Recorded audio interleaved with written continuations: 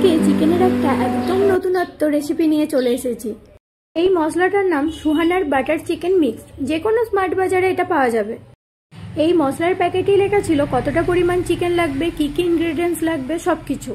প্রথমেই বলা ছিল ওই পুরো মশলাটা 300 চিকেনের মধ্যে দিয়ে আদা রসুনের পেস্ট আর কিছুটা তেল আর 1 কাপ দুধ দিয়ে ম্যারিনেট করে রাখতে হবে।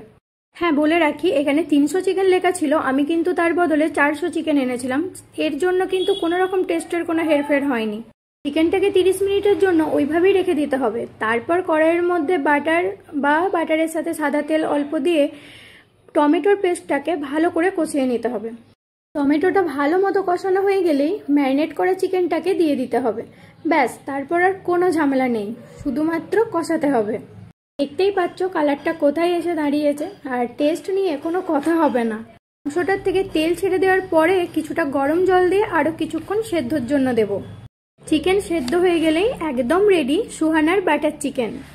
মশলাটার এত ভালো গন্ধ যে এইভাবে একবার চিকেন খেলে মনে হবে এরপর যখনই মুখের স্বাদ পাল্টাতে ইচ্ছা করবে যে এইভাবেই চিকেন বানিয়ে খাবো।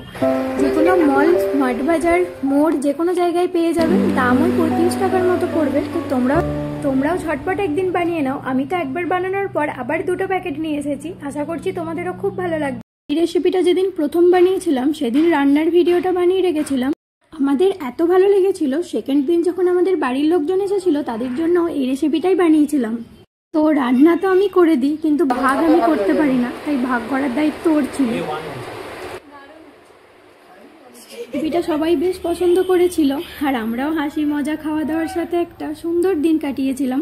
আমার ভিডিওগুলো যদি আপনাদের ভালো লাগে তাহলে একটা লাইক, কমেন্ট, শেয়ার করে দেবেন। সবাই টাটা, শুভরাত্রি।